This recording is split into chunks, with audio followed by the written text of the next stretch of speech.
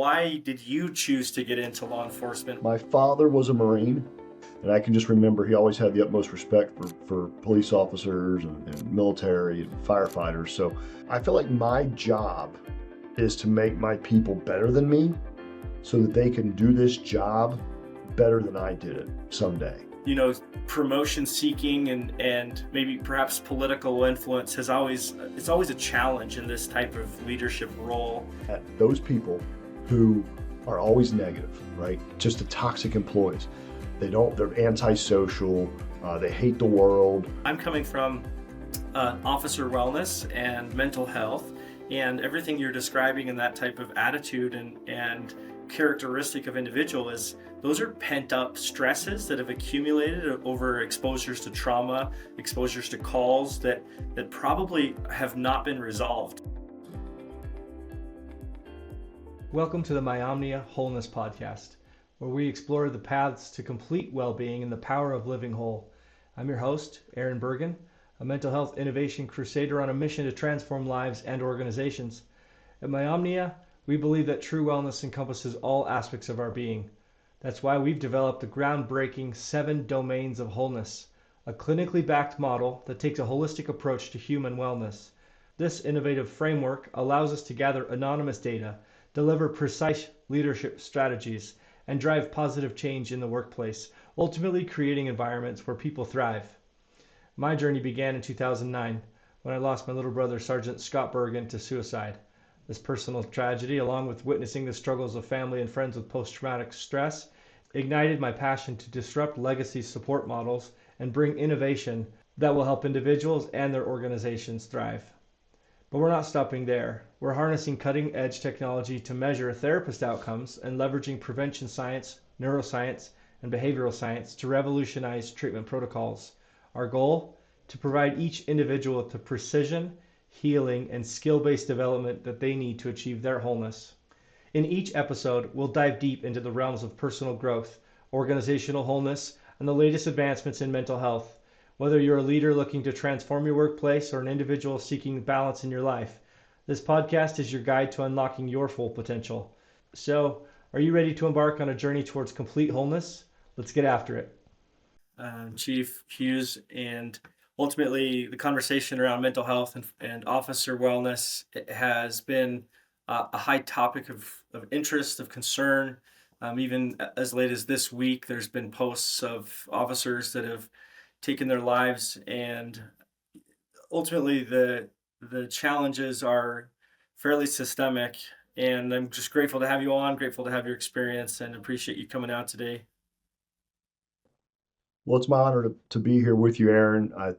As we spoke about before we started recording, and when you reached out initially, we've made a lot of progress in the whole wellness arena. There's still a lot of work to be done, but having folks like you pushing these messages out there and helping educate people doesn't go unnoticed. So thank you for what you do. Yeah, I mean, ultimately, it's a conversation that needs to continue to be had. I don't think we can talk enough about it. There's even as late as this week, articles suggesting that there might be an overdiagnosis going on within the mental health space, and that's a hard message to swallow as a survivor of my brother, who's a veteran that took his life. If we're overdiagnosing, why are we still having such high rates of suicide and those types of challenges? But ultimately, law enforcement, first responders, those of you that are putting yourselves out there on the front lines are just more exposed to higher, more graphic, scenes and images and just more riveting. So, as a career, it seems like just an interesting choice to get into that. So I'm curious, why did you choose to get into law enforcement? What motivated you to become an officer? So I've been asked this question numerous times, right? So I started in 1996. So whatever that math is, I have been asked this, lots of times, and I have to give the same answer. And the answer is, I don't know. My father was a Marine, and he was a Nam, and he, always instilled in me the respect for authority And whenever he was very active in the community and different, chamber of commerce and different, organizations like that.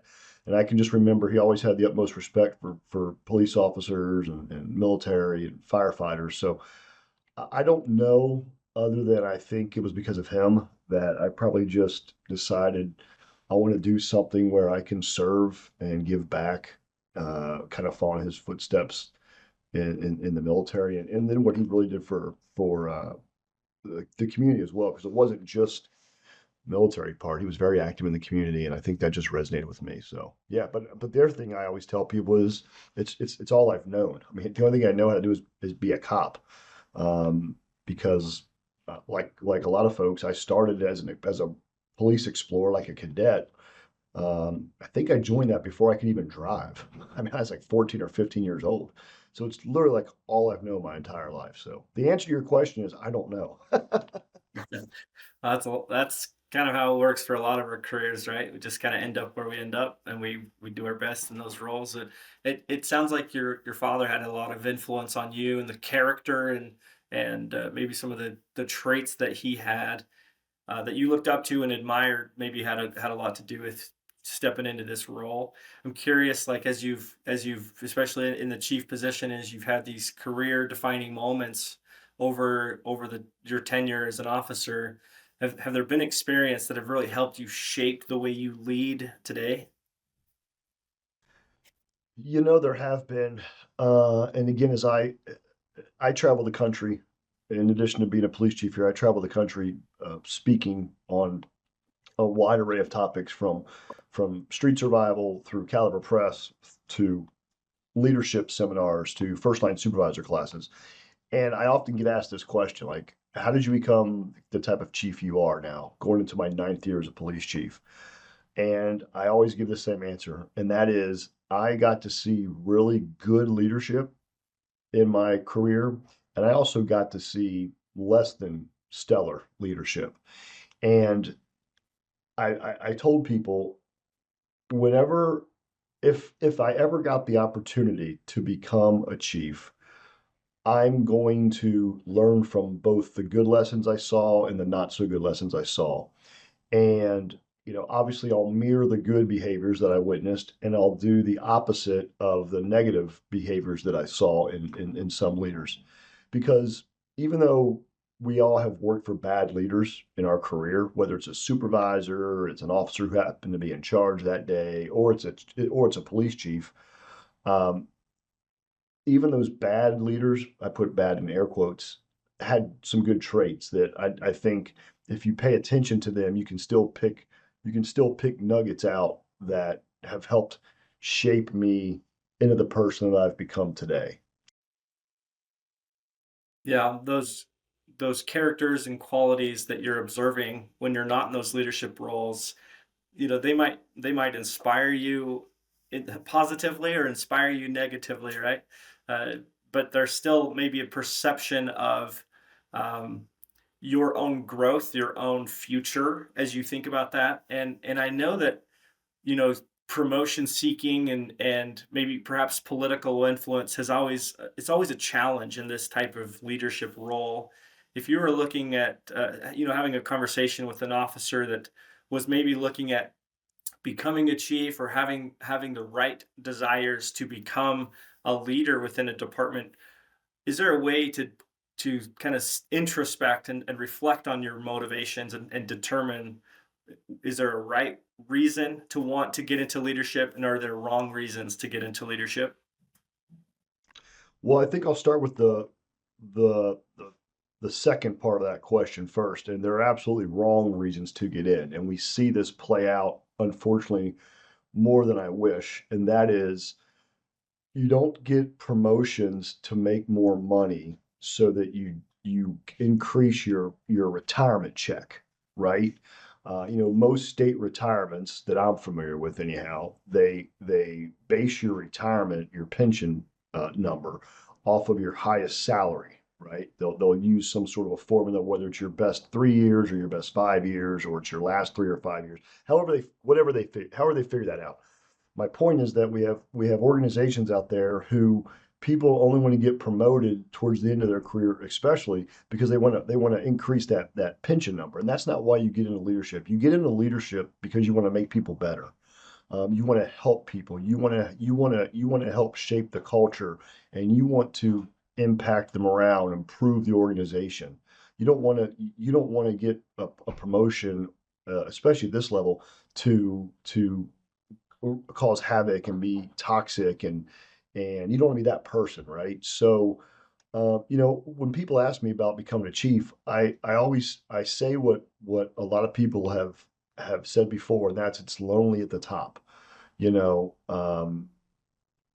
not, and I don't mean that in a negative way, right? Because there's a lot of positives to this job, but as we talk about mental health and wellness and things like, my job's to take care of my people, but who takes care of me, right? So I always remind people if they want to be a chief, like make sure you're in a good spot because it is very stressful. And look, I'm fortunate where I work.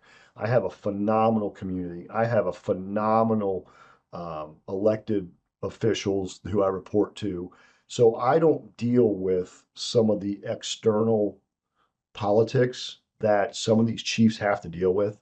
So if you're an aspiring police chief, do your homework. Don't just do your homework on the department. Do your homework on the community, on the county, on the state. What are the laws that are working their way through the legislature? What are the policies and procedures in that organization? Because you got to make sure you're in a good space, because it's a lot of stress. But I'll tell you this too, it's I think it's the most rewarding job because I get to see every day the positive impact that I play. Now, listen, is it sunshine and rainbows every single day around here? Of course not, right? You deal with human beings, and you're going to have conflicts that occur. And I always say, look, I'm not going to be perfect 100% of the time, but if I can keep that above 90%, then I'm happy with that. If I can say that the majority of my agency enjoys coming to work and they like doing the job, and they know that they're supported, and I give them the tools and the equipment and the resources that they need to do their job, then I consider that a win. So that was a very long-winded answer to your question, but anybody who's aspiring, and maybe not even just to be a chief, Aaron, like if you just want to be promoted to a sergeant, right? I mean, like I think looking back on my career, I think the sergeant role was probably my best role because I got to work every day with the men and women and help guide them and lead them and make them better. And as you rise up, obviously you get a little bit further and further and further removed from the line officer, but it's still very rewarding, very, very rewarding job. Yeah. And it sounds like a lot of that just is the bright North Star, right? And is your North Star, it sounds like you've decided and you've seen it done well when taking care of and serving your fellow officers and making sure that they're protected and have the resources and support they need, that North Star is on point. But if that ever becomes something more in terms of self promotion or securing, financial retirement, et cetera, for yourself, that the motivation can actually affect the way the culture and the way the environment starts to feel. Uh, and we've dealt with different chiefs having various challenges in that regard.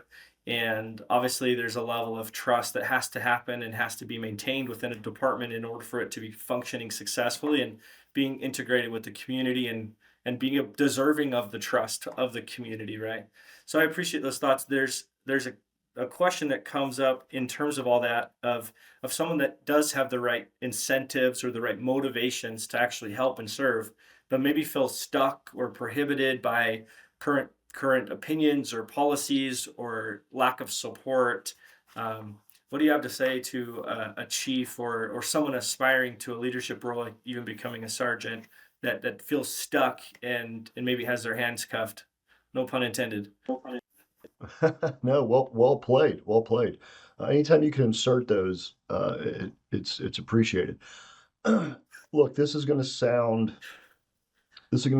very elementary, with respect to the answer, and I want to when I say what I'm about to say, I don't want people to tune off and and shut and stop listening because I want them to hear the second part of this. The answer is this: if you find yourself in a position where you're stuck, then the answer is you got to leave, right? You got to get out. Now, don't turn off yet. Let me keep talking. I was in a position at a prior agency where I realized that I was approaching the ceiling, right? In other words, I was kind of looking around at the organization. I was looking around at the structure. I was looking at the my fellow employees who we would all be kind of competing for the same positions. There's only so many of us. There's only so many positions, and I knew that I was ready to elevate to the next level. And while I feel like I had a very strong chance of making that happen, uh, it was still the risk that, well, if I don't get it, right? If I don't get it, then I'm looking at potentially years before the opportunity is going to present itself again. So, I started just kind of looking around, putting some feelers out, seeing what all was out there. And as luck would have it, I found an organization that was looking for, it was an assistant chief's position. I didn't know that I was going to make that big of a jump that quick, but I ended up applying for the position, going through the process and getting that job. And because of that experience is the only reason why you and I are having this conversation right now. And I've been in this seat here for the last 9 years. Had I not taken that gamble, all those years ago to leave what was very comfortable, right? I mean, I had a great job. I'd been there for, 16 and a half years, respected. I had gotten basically everything I ever wanted to do, but I realized I was at a point where I got to find something else to do. So, it was a conversation with the wife, like, hey, this is going to be, we don't need to move, but I'm going to be driving, a lot further to go to work. And it's a different county. I don't really know anybody up there. I'm going to be way outside of my comfort zone. But again, that was what I had to do for my own sanity, quite honestly, right? Again, it's nothing about the agency that I was at. It was a great department. There were only so many spots. And I just, for my wellness, right? Like I needed to go do something else. So when people come to me or they call me or they email me and they say, hey, listen, I'm stuck. I don't know what to do. I'm like, well, then you got to go. Like you got to get out. You got to go find something else to do. Too many, in my opinion, Aaron, too many people in law enforcement are sticking around because they're trying to chase a date, right? They're trying to get to that date where you'll be, 50, 52, 48, 55, whatever the age is. And then you've got your 20, 25, 30 years of service, right? Whatever that is in your state, they're waiting till they get to that date. And I respect that. I understand that. I'm in the same boat. Like I know when that date is, but I also know that my life is more valuable than just trying to get to that number and trying to get to that date. So over the last, I'm going to say probably 6 to 8 years, I know of about five people, two who are really good friends of mine, who have just completely walked away from law enforcement and they went to the private sector. And we had numerous conversations, numerous and numerous. And one of those individuals in particular, he was a really good police officer, and he comes from a family of law enforcement. And I think it was a for him taking that leap was bigger than what I did because he just completely got out of all he knew all his life and went into a totally different field that he, wasn't familiar with. But I say that not to drag this out. I say that because had he not done that, I'm not sure where he would be today. And again, I'm not saying he would have been, something bad, criminal, anything like that, but I don't know what kind of person he would be. I don't know what kind of father he would be. I don't know what kind of husband. Like I just don't know because he was in a really dark place and he needed to get out. And he finally pulled the plug and left. And it was the best thing he did. So again, I have the gift of gab, Aaron. So very long-winded to tell you anybody who's in that position, then the answer is you just got to get out. You have to get out. And let me say this. Let me add something else. pay attention to how you are perceiving things in the department or in the organization or in the where whatever you're in.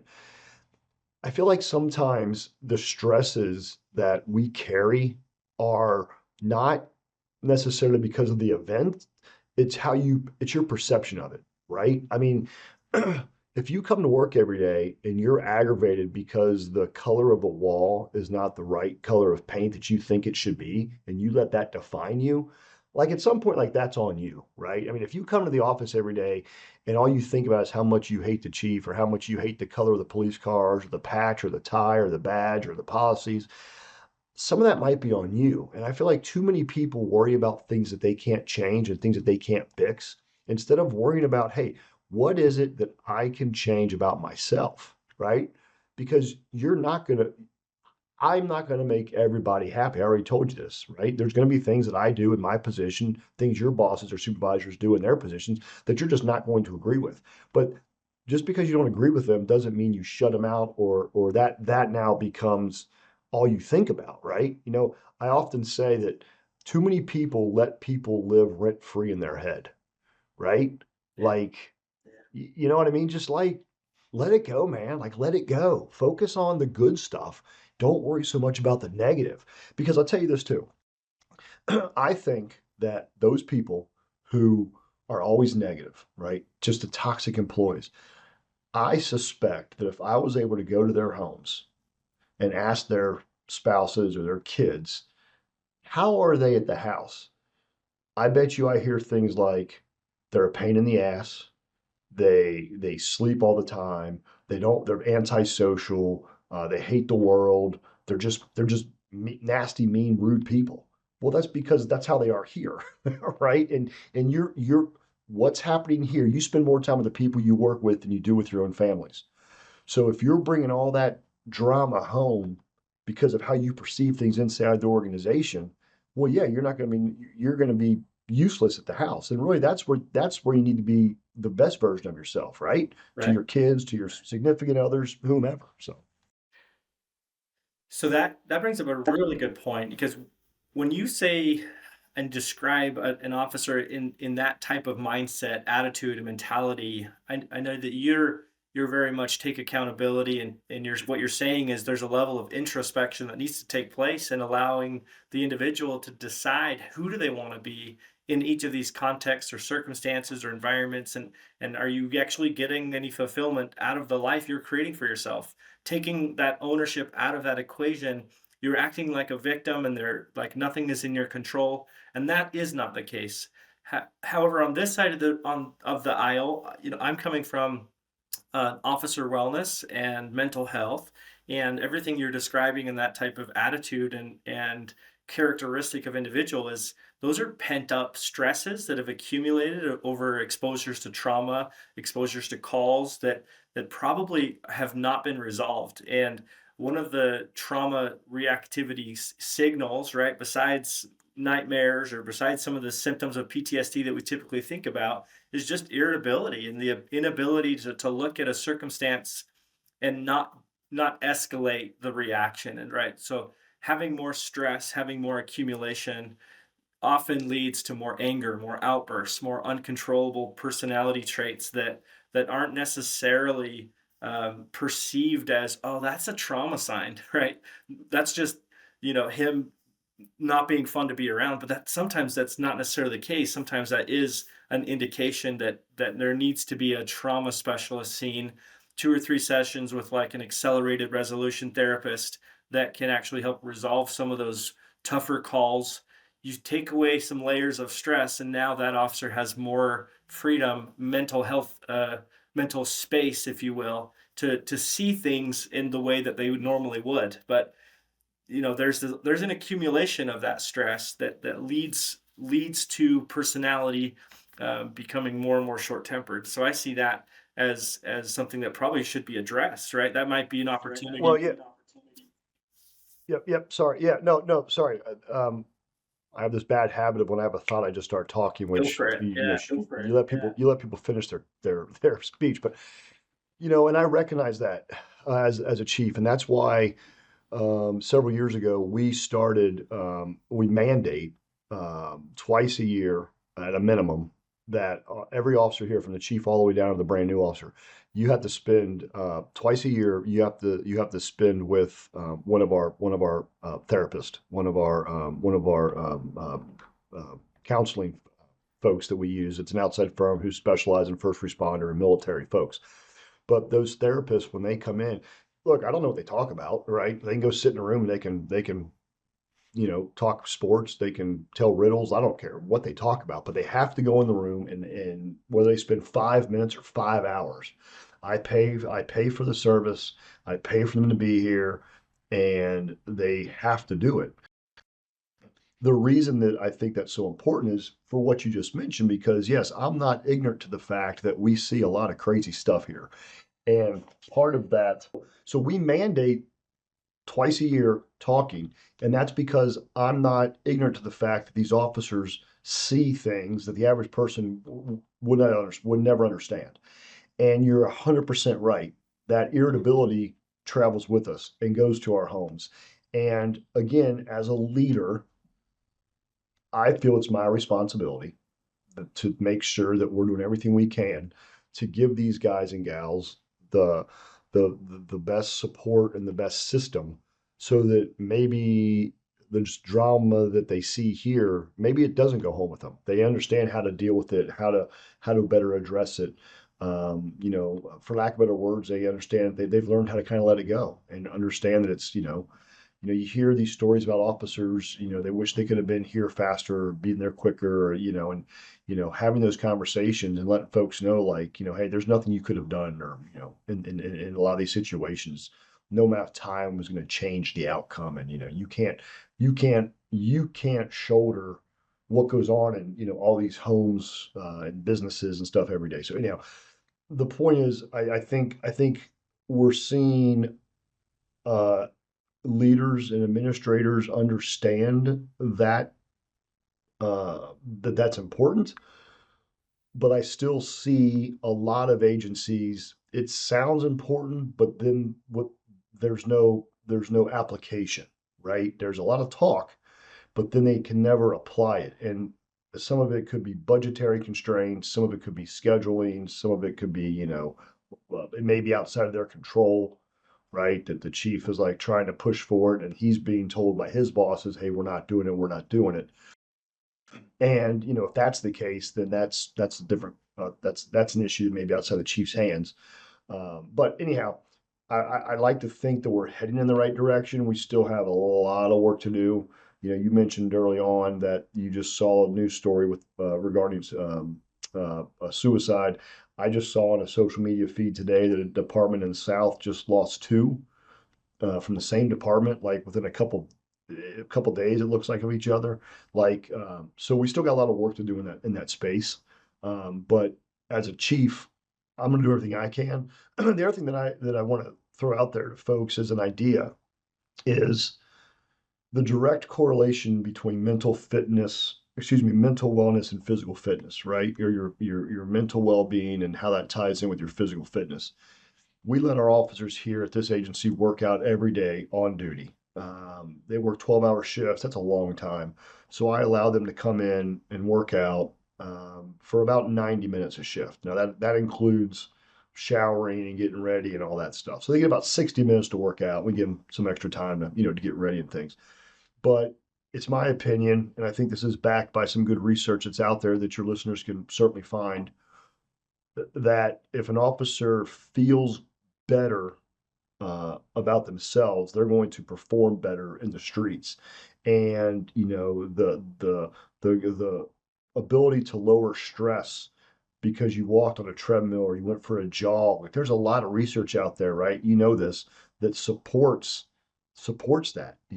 Just a 20-25 minute light jog just changes you, right? Like, I'm not a doctor, so I'm not going to try to use a bunch of big words, but I'll keep it simple because I'm just a cop. But it changes you. It makes you feel better. It re-energizes you. So if you're working a 12-hour shift, 6 p.m. till 6 in the morning, 2, 3 o'clock in the morning, you're really starting to feel that, especially if you had to go to court the day before, or you had to take your kids to some sporting event, or, who knows what could have happened.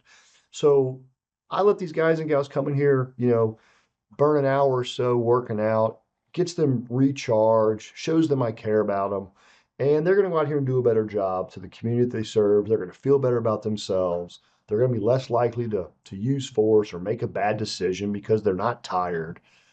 Sleep deprivation is another big issue that impacts first responders. That adds to the stress because you're not getting enough sleep. So you only have so many minutes on this show, but we could literally talk about sleep deprivation for probably 6 hours on just how we don't get enough sleep in this job, and then how that correlates to the stress, and now that correlates to the mental wellness and irritability, and you know, Well, on and on and on and on and on. Yeah, what you're saying is that there are dominoes going both directions, right? And if you support your officers and you have an officer or people first attitude and your heart is for them, you're going to represent them as you go to higher ups for budget to get wellness initiatives supported, to get gym time approved, to get these types of opportunities for your guys.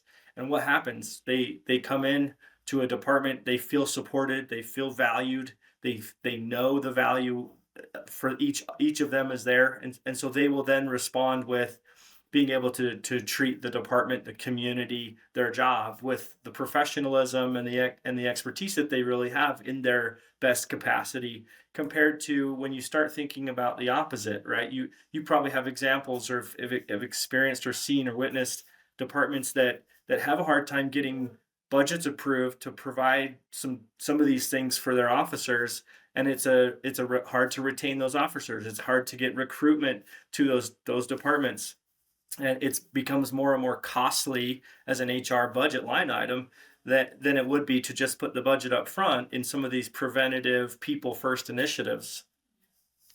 Yes, thank you. I wrote an article that maybe you can put in your show notes if your readers want to check it out. But Yeah, absolutely. I wrote a piece called "Beards and Tattoos Won't Fix Law Enforcement Recruiting," or the title was something like that. And the point of the article was like, look, I understand we're policing different times, and tattoos and beards and things are more widely accepted socially. Um, but that's not really, in my opinion, and your readers can look at the views and the comments on the article. The opinion of a lot of people isn't. They agree. Like that's a band-aid, right? You know, they want to they want a beard. Okay, boom, you got a beard. But beards don't attract females, right? Like that doesn't do anything for it to recruit a female recruit. They don't care about a beard, right? So, and tattoos, I mean, okay, but the bigger issue isn't the appearance, it's what's going on inside the department, right? It's the leadership. It's do they care about me as an employee? Cops talk, right? I mean, word gets out fast on what departments actually value their employees and what departments just value you as a badge number. Now, again, there are decisions that I make and I've made in the last 9 years that have not been well received by all employees. I get it. It's just the nature of the game. You're not going to make everybody happy 100% of the time, as we've already discussed. But if I can do it the majority of the time, then we're doing something right. The point is, people got to remember it comes down to fundamentals. And a leadership fundamental, quite honestly, Aaron, is take care of your people, remember where you came from, give them the tools and the equipment and the support they need to do their job. You do that, you're not having a recruiting issue, right? You're not having retention issues. Go look at the part. And listen, I've lost some people here, and I admit when they first left, I'm like, oh my God, goodness, is something happening? And what I found out was, no, not really. What's happening is we're just not a busy agency. So people come here and they're kind of bored, right? Especially your younger guys and gals want to come out, they want to chase the radio and do this kind of this and that. They still like that excitement. So anyhow, yeah, if you stick to the fundamentals, whether, again, take care of your people, remember where you came from, you're going to be fine. It's not rocket science. It's that simplistic. It's just for whatever reason we struggle sometimes. Here's what I like to say. In law enforcement, we like to just do things the way we've always done it because it's comfortable. I don't want to rock the boat. I don't want to risk, somebody doing something. Like, let's just keep doing it the way we've done it, right? It's worked this far. we can ride off into the sunset, let the next chief worry about it. Well, the problem is your guys and gals today aren't going to wait any longer. They don't have to wait. They can leave right now and go get a job tomorrow at another department. So we have to really, really, really work at ensuring that these cultures and these environments are the best they can be. And listen, when you make a decision or something happens that you think is going to upset folks or you hear about it, then we have to get out in front of it, right? Before it festers and goes a different direction. So I really think it's that simple. I do. Yeah.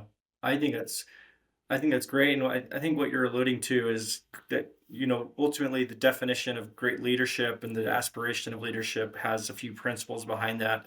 And like you mentioned, remembering where you came from, remembering the challenges of those prior roles and looking up to the chief role and how that's perceived and not forgetting the challenges of that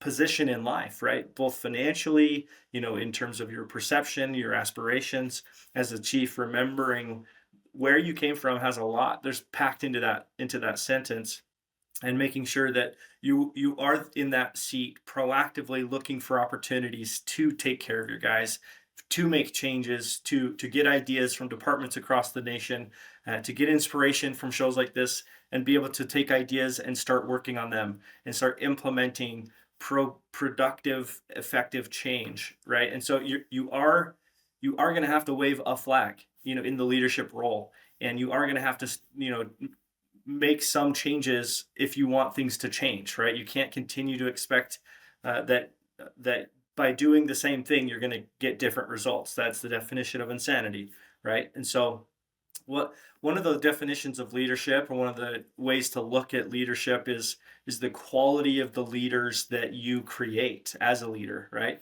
And what I've heard you say in two different parts today is, one is, if you're in that position where you're looking to become a leader, you might have to leave because those opportunities are not available where you are. And on the other hand, you're saying, as a chief, you want retention. You want your guys that are your best guys. You don't want them to leave. You want them to be able to make the influence and the difference within your department. So how do you balance the role as a chief in wanting to raise good leaders that stay and make a good department, and also being supportive of officers that need to pursue opportunities when they're ready? Great question. So I think the easiest explanation is, I think if you have the right culture in house, I don't think people leave. I think if you explain to those next generation of leaders, you're honest with them and you say, like, look, we have 50 spots in this organization. I have 10 supervisory positions. The least senior has X number of years left. That's the first opportunity that anyone's going to have to become a supervisor, right? Like, if you have that conversation with them, let them know, hey, this is the date. Now, what I've seen before, not necessarily at my agencies, but I've seen, around the country, traveling, speaking, hearing stories, is if an officer talks about leaving, they fear retaliation, and they fear that they're going to be looked at different or treated different or whatever because they're looking. And I've always said this. I feel like my job is to make my people better than me so that they can do this job better than I did it someday. So I invest in all of my people, right? We were big on training, and I've told my other folks on my command staff, hey, if an opportunity for you to go be a chief somewhere crosses your desk and you think, hey, I might want to pursue that because I'm not going anywhere, the assistant chief's not going anywhere, like whatever that looks like for you, let me know, and I will do everything in my power to make you the most qualified and best candidate for that job. Like, I don't look at that as a threat, right? I think for law enforcement, too many of us, our egos get in the way, right? I mean, we're all type A, and you have to have a strong personality to go out here and work the streets because you deal with, you know, all the chaos that we deal with, the chaotic situations and the calls that we have to go to. And, again, the average person has no idea, right? I just told you a few minutes ago that we're a very safe community, but we have 33,000 people that live here. We have drama just like any other community does. We go to domestics, we go to fights, we make traffic stops, we pull people over that are impaired, that don't want to be arrested. Like we use force. I mean, everybody does. So with that being said, I'm okay with somebody wanting to leave to make themselves better. I want to do everything I can in my power to get them there. So I think you mentioned trust earlier, and I always say that trust is the backbone of any relationship, right? If you don't have trust, then you're not going to have the culture where people can come in your office and say, hey, there's a chief's job opened up 20 minutes away. What do you think about that? Do you think I'd be a good fit? Right? Like if you don't have trust, they're not going to tell you that. They're going to apply. They're going to ask the potential department to please not notify your current agency because they don't know what you're going to do to them. Well, that's not what we should be creating. We should be creating organizations where people have the courage to come in and say, hey, this is what I'm thinking about doing. What are your thoughts? Knowing that the response from the boss is going to be, I think it's a great idea, and here's what we're going to do to make sure you're the best qualified candidate to get that job. It's not a threat to me. Like my ego doesn't have to get in the way. And I think that's what happens in a lot of places is they're not, maybe they're not, what's the word I'm looking for? They're not confident in themselves, so they feel that as a threat when somebody wants to leave. Oh, So insecure. that's what I think. Yeah, insecurity, that was the word. Yeah, exactly. Yeah. Well, this has been a great conversation, and I've appreciated your thoughts on leadership and how to make change within a department, calling out those motivations of aspirations for leadership, not ignoring or trying to deny that there's a financial element there. Obviously, in every individual wants to pursue greater opportunities for themselves and their families, and but ultimately the leadership opportunities are really best suited for those that are in the mindset of service and are servant leaders. And that's what I hear from you saying is that taking care of your guys and making sure that your heart and your mind are in the right place to be in that role. And if there are leaders across the country, across in the world that have been in a spot or have gotten to themselves to a level of promotion that have forgotten where they've come from or forgotten the fact that it was very a difficult road or a difficult journey to get there and not perceiving everyone else around them in the same light as where they were before, right? Then there maybe is an opportunity for some introspection and some personal change that could help your department and help your culture, in which retention and all your other numbers can start to be influenced by you taking accountability as a leader. And that's great. Any last departing words that you would have for anyone in the leadership roles that are looking at creating an intentional culture within their department? Yeah, I think the first thing I would tell folks is find a mentor. Here in Ohio, I happen to sit on the Chiefs Association on a couple of their boards, and one of the things that we've really ramped up is our mentoring program, where we will match chiefs with chiefs from similar sized agencies or similar kind of communities. And I'm not saying you have to do that formal, right? But find a mentor, and you might find this. You might find out that the best person to talk to may not be within your own circle of folks, right? You may need to like jump outside, right? Maybe go to another state, right? Somebody's listening to your show right now from, Montana. Maybe they need to call this guy from Ohio, right? Like get outside of your known network and find out, hey, what are other people doing? I think there's some mandatory programs and courses you should take if you want to become a chief or you make chief. I'm a proud graduate of the FBI National Academy. I think that should be a mandatory. Everyone should have to go. There's a waiting list to get into that program. It took me years to get in, but it was the best professional experience I had. So find a mentor, find these training programs that are going to help develop you, and that'll set you up for success. There's a bazillion really good books on leadership. I like the ones that are actual law enforcement leadership because they're written. Most of them are written with a little different perspective because they understand the culture inside the organization. And again, that's nothing against other great leadership books that I've read from folks who have run private businesses, private sector, excuse me.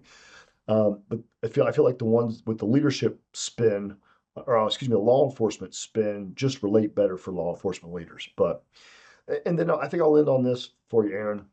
I think we're seeing across the country, we're seeing kind of the pendulum swing back. You know, we went through about a 4 or 5 year period there where I hate to use the word defund the police because it's so overused, but like we heard that it was in our faces. There was no respect, and we've been through that, and I think I think the average person realizes that's not good for the country. We have to have law enforcement. We have to have not just law enforcement officers, but we have to have smart, capable people wearing the uniform. We can't lower standards just to get bodies in, right? We have to hold this is a profession. And if it's going to be a profession, then we have to be professionals. And, I think recruiting the right person, I think the pendulum's starting to swing, is what I'm trying to say. We gotta back them, right? When you see these officers using force, everybody wants to just grab onto a 2 seconds or 3 seconds of a clip. And even within our own circles, there's so much misunderstanding about why officers use force and this, that, and the other.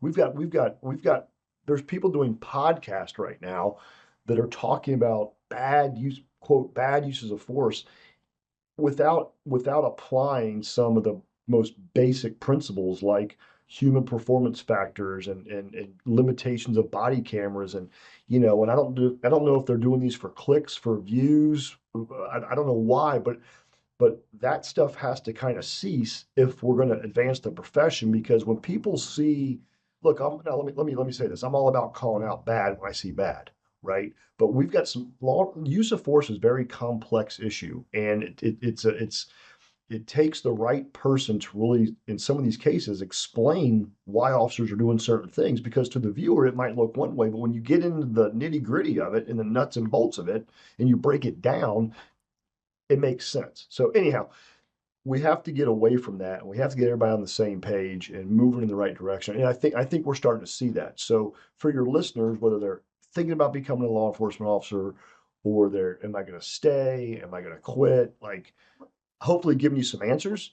And also, there's hope, right? Like, we need cops, and we need people who want to be here, because as a friend of mine says, we do the hardest job in America.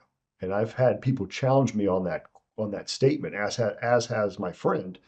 But I think he's spot on. You're not going to find another job out there where officers have to make some of these decisions in some of these situations, and they're expected to do it flawlessly. I just wrote an article this morning about a high profile, and I say high profile, it made the news, of an officer encountering a guy with a chainsaw in a nursing home. And I was doing some research on it and found that the average police academy gives about 650 hours of training to a police recruit. What I would tell your listeners to do with that is I would have them look up their state and look up how many hours a barber has to have in that state to cut hair, and then compare it to what a police officer has to have for law enforcement training, and look at the disparity. Like in Ohio, 1,800 hours to be a barber, 740-ish to be a police officer. Wow. So, Wow. yeah. Well, those are real challenges, and there's a lot of difficult things they're managing, from the political influences, from the voices of support versus negativity, and ultimately still being expected to put on the badge, put on the uniform, go out there, keep the citizens safe, and keep communities functioning as they should function. And in any good society, we need and rely on heroic efforts and courageous efforts, as well as good sound judgment in that process. And so, maintaining wellness, maintaining the sleep patterns, and whatever is necessary to make sure that your officers are taken care of first. Sounds like the ultimate resounding message from this this conversation, and ultimately grateful that you're out there leading the way in terms of providing those resources, providing the challenge and to getting politicians and budget makers, getting them on board with the same mentality, the same mantra of take care of our officers and they'll take care of us. Yeah, amen. 100%. Spot on. And keep doing what you're doing, because we got to have people out there, even though you don't wear a badge, we got to have folks out there pushing the message and educating folks on the realities of this job, and understand how important the wellness side is. You get one listener on here who is able to go and get money budgeted or implement a program, then your work is paid off, because that one person who's listening to this, who's going to get the motivation or going to make it happen, is going to impact X number of people in their department. That's going to impact X number of families, X number of kids, and it's just gonna build from there. So keep doing what you're doing. Awesome. Thanks, Chief. Appreciate the time. My pleasure. Thanks for having me.